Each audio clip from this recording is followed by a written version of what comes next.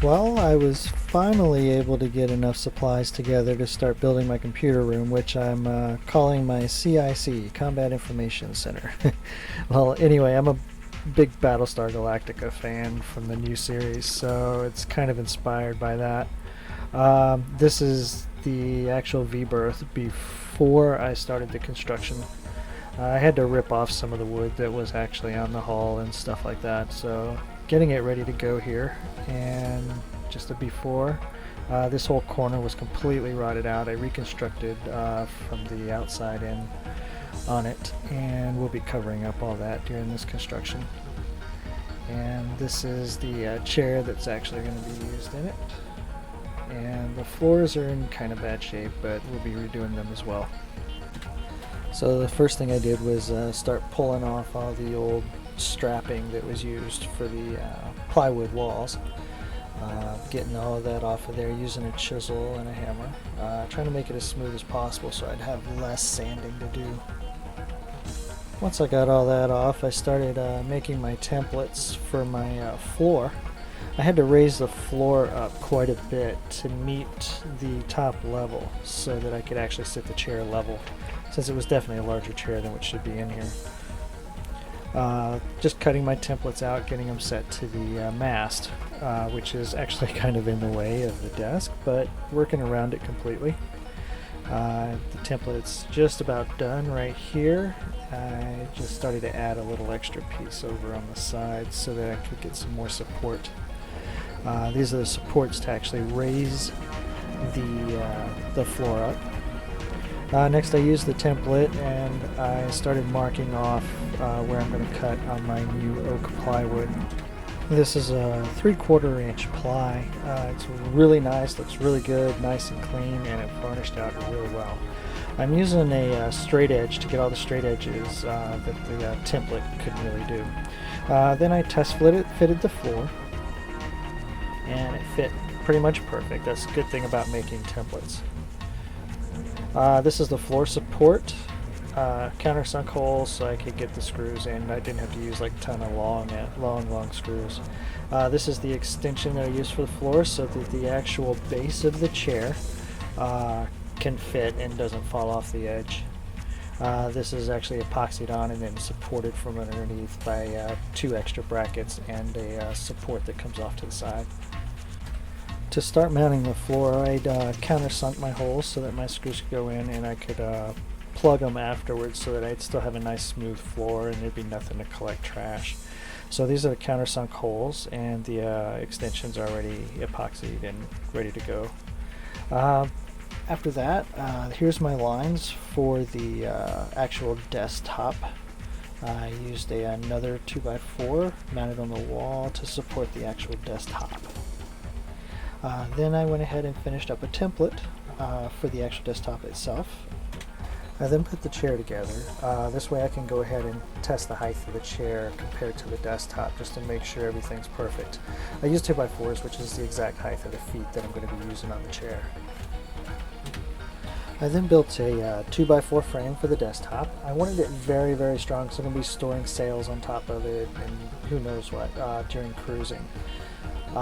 Then once I did that, I went ahead and cut out the desktop using the template that I had made. This is the test fit right here. I went ahead and made it in 2 pieces so it's easily removed. After that, I started the construction on the hull, the side. These are supports for the bench slash workbench as well, and then some shelves that are actually going to be in front of that. This is the support for the actual top shelves because I cut 1/3 of them off, which actually cut the actual support for it, so that I could make headroom for my wife who likes to sit in here and read. That's kind of why this is a workbench slash bench. So I got a light behind her so she can read, and this is the actual shelf that's going to be beside me, test fitting just to make sure it's going to work. I always drill when I'm using hardwood before I put screws in. That avoids the hardwood from cracking. You don't have to worry about it if you're using pine or something like that that's soft. These are all of my hard points slash mounts, epoxied or fiberglass to the hull. We're working on the repair in the corner. I'm going to use a body filler for this. Body filler is good to use as long as you epoxy the final coat. So I used the filler to fill all the gaps, and then I used fiberglass and epoxy for the final layers. Getting ready for sanding, I put up 2 layers of plastic so that the dust doesn't get into the rest of the boat. In the inside layer, I just put 1 slit in it. Well, I've got a plastic barrier between the V-berth, and I put a slit in it, and I put another one over that so the dust isn't going to come out.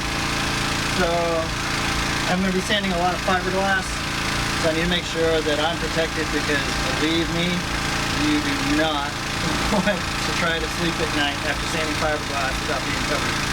So I've got, these are like maybe 12 bucks, something like that. They're really cheap, and they make it way worth it, especially if you're going to be in an enclosed place sanding fiberglass.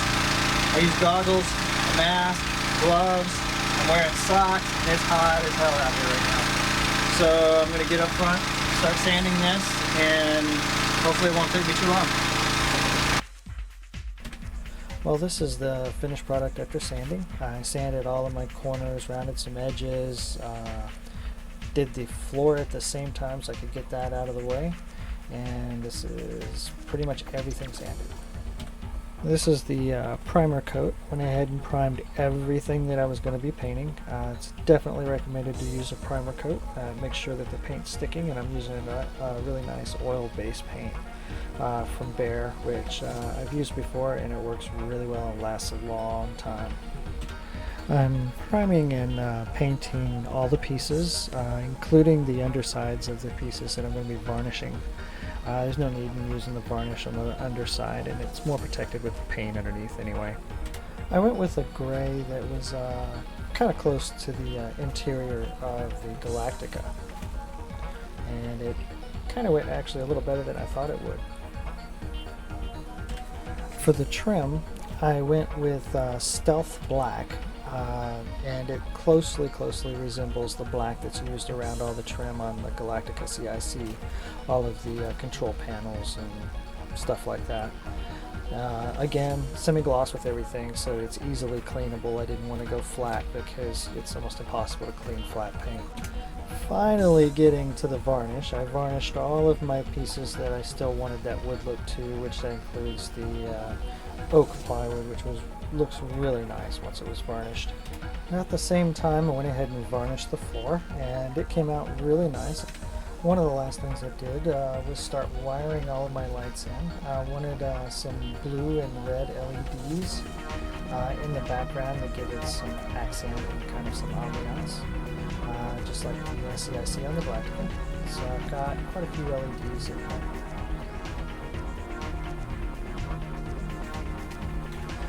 Tested all the LEDs once I was done, and this is the result. It looks really cool. I'm going to pan around here so you can see all of the different lights I've got rigged up in here.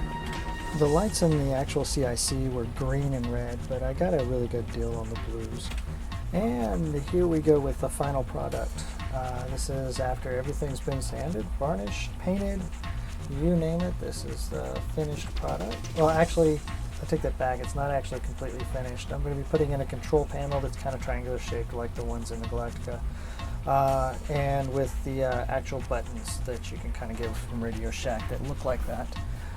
That's going to be controlling the lighting in the actual room, plus a couple of other features that I'm going to have set up. A couple of other little details I'll probably add, but right now it's usable. Believe it or not, it's almost impossible to get locking drawer slides now, so I improvised and made these guys right here. They just lock right in, locks my drawer out, so I can use my flight simulators and other games that use quite a bit of attachments or joysticks, things like that. I had to completely make the drawer slide brackets custom, completely make them from scratch because they didn't come with obviously hanging brackets or anything. This definitely took a little longer than I thought it would, completely setting this up to where it worked properly. Thanks for watching. Please subscribe and have fun with your project.